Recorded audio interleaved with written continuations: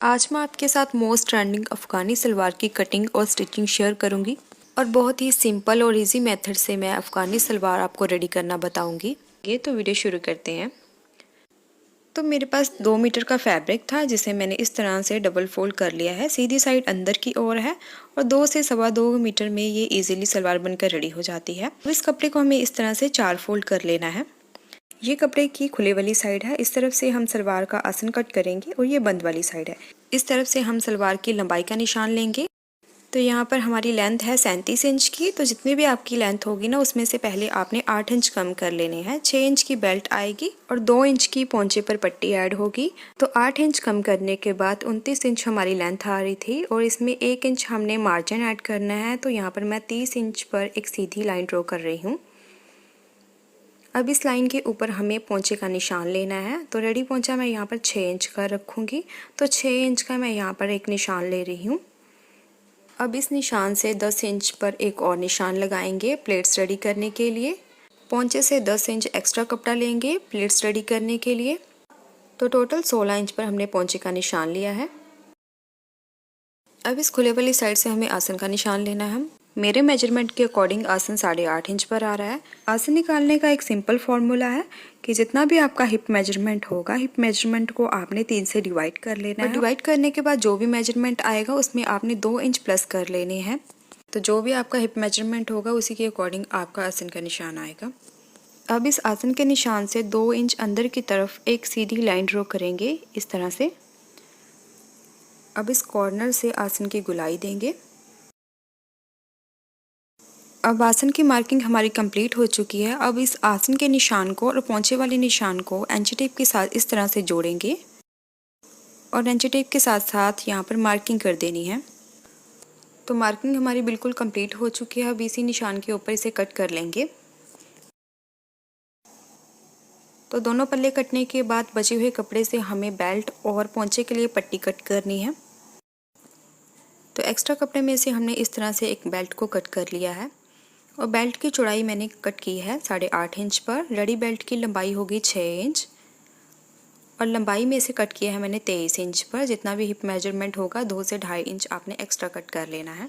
और एक्स्ट्रा कपड़े में से ही मैंने इस तरह से 2 फैब्रिक पट्टियाँ कट कर ली हैं पोंचे के लिए और इनकी जो चौड़ाई है वो 5 इंच की है और लंबाई जितना भी आपका रेडी पोंचा होगा ना उससे आपने 2-2.5 इंच एक्स्ट्रा ले लेना है फैब्रिक को। तो कटिंग कंप्लीट होने के बाद अब इसकी स्टिचिंग देख लेते हैं किस तरह से करनी है। तो 2 पल्ले हैं, मैं आपको एक पल्ला रेडी करके दिखाऊंगी। तो सेम उसी तरह से दूसरे पल्ले को भी रेडी करना है। तो सबसे पहले हमने आसन वाली साइड पर इस पर प्लेट्स डालनी है। प्लेट्स डालने के लिए आसन से लगभग 3 इंच का गैप छोड़कर इस पर प्लेट्स डालना शुरू करेंगे। तो इस तरह से लगभग आपने 1 से 1.25 इंच की प्लेट्स रेडी करनी है। तो सेम डायरेक्शन में इसे इस तरह से फोल्ड करते हुए सारे फैब्रिक पर हमें प्लेट्स रेडी कर लेनी है। तो 3 इंच का गैप छोड़ते हुए इस पर हमने प्लेट्स रेडी किए हैं। तो इस तरफ भी हमें 3 इंच का गैप ही छोड़ना है और सेंटर में प्लेट्स रेडी करने हैं।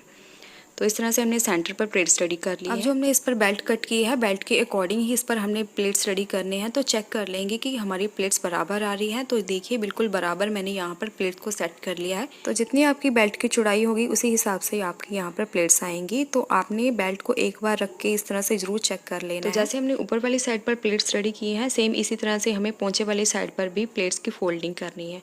और फोल्डिंग देखिए सेम डायरेक्शन में करनी है। जिस तरह से हमने ऊपर वाली साइड पर फोल्डिंग की है, सेम उसी डायरेक्शन में हमें नीचे वाली साइड पर भी कपड़े की फोल्डिंग करनी है। तो ऐसे हमने सारे फैब्रिक की फोल्डिंग कर लेनी है। तो जैसे हमने बेल्ट को चेक किया, सेम इसी तरह से पोंचे पट्टी को जो हमने पहले कट की थी उसको इस तरह से रख के आपने चेक कर लेना है कि सेम चौड़ाई में आपकी पोंचे की फोल्डिंग होनी चाहिए। तो पट्टी के हिसाब से आप प्लेट्स को कम ज़्यादा कर सकते हैं। दोनों साइड पर प्लेट्स रेडी करने के बाद अब इन प्लेट्स को हमने अच्छे से प्रेस कर लेना है। तो सारी प्लेट्स को हमने इस तरह से प्रेस करके अपनी जगह सेट कर देंगे। प्रेस करने के साथ इसकी स्टिचिंग है ना बहुत ही इजीली हो जाए। आसन की तरफ की प्लेट्स को सेट करने के बाद इस पर हमें बेल्ट को अटैच करना है और ऊपर की तरफ बेल्ट को हमने इलास्टिक के लिए फोल्ड करना है। आप चाहें तो इसमें डोरी भी लगा सकते हैं। और पोंचा रेडी करने के लिए बुकरम के साथ फैब्रिक पट्टी रेडी करके इस पर हमें अटैच करनी है। तो अब इसकी स्टिचिंग शुरू करते हैं। तो पहले हम आसन वाली साइड से प्लेट्स को सेट करेंगे। तो देखिए जो हमने प्लेट्स को सेट करने के लिए प्रेस लगाई थी उसके साथ इस तरह से क्रीज लाइन रेडी हो गई है। अब इस क्रीज लाइन पर हमें कपड़े की इस तरह से फोल्डिंग करते जाना है और इस पर रफ स्टिच लगा देंगे। तो इस तरह से काफ़ी इजीली हमारे प्लेट्स रेडी हो जाएंगे। तो बिल्कुल भी हमें मेजरमेंट करने की दोबारा से ज़रूरत नहीं पड़ेगी, सिर्फ हमें क्रीज लाइन पर इसे फोल्ड करते जाना है। तो देखिए कितने इजीली हमारे यहाँ पर प्लेट्स बनकर रेडी हुए हैं। अब इस पर हमें बेल्ट को सेट करना है।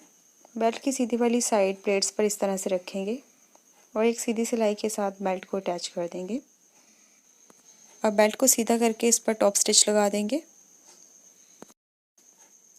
तो ऊपर की साइड पर हमारी प्लेट्स रेडी हो चुकी हैं। अब पोंचे वाली साइड पर भी इसी तरह से हमें प्लेट्स को रेडी कर लेना है।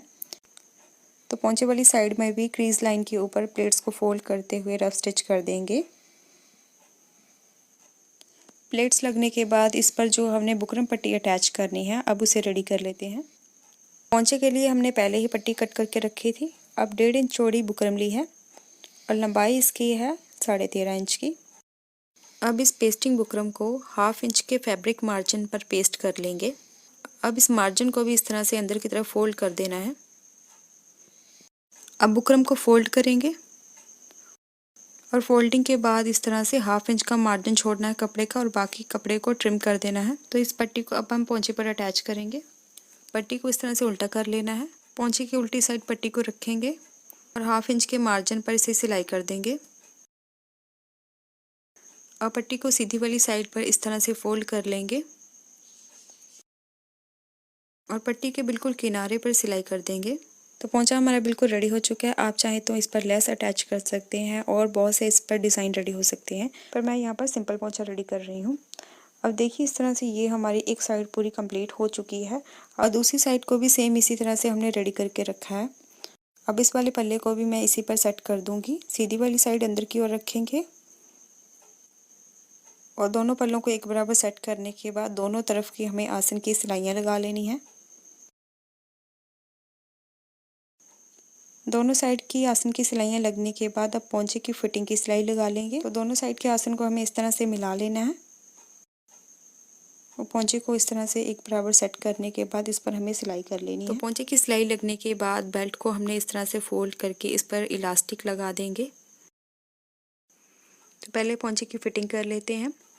तो पोंचा मैंने यहाँ पर 6 इंच का रखा है। आप अपने पसंद के हिसाब से इसे कम ज़्यादा कर सकते हैं। अब बेल्ट की फोल्डिंग कर लेंगे।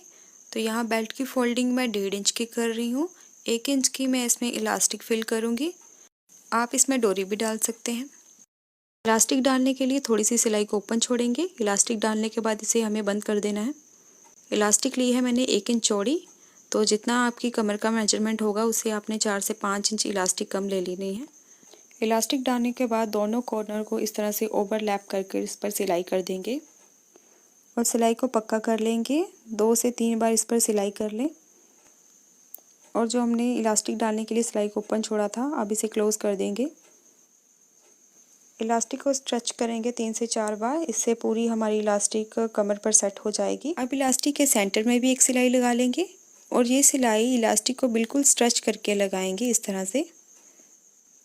तो इलास्टिक लगने के बाद ये हमारी प्लाजो की फाइनल लुक है।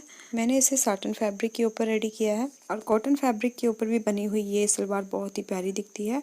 सो फ्रेंड, वीडियो अच्छी लगे वीडियो को लाइक करके चैनल सब्सक्राइब कर लेना और बेल आइकन ज़रूर हिट करें ताकि नई वीडियोज़ का नोटिफिकेशन मिल सके। Thank you for watching. So मिलते हैं नेक्स्ट वीडियो में नए टॉपिक के साथ।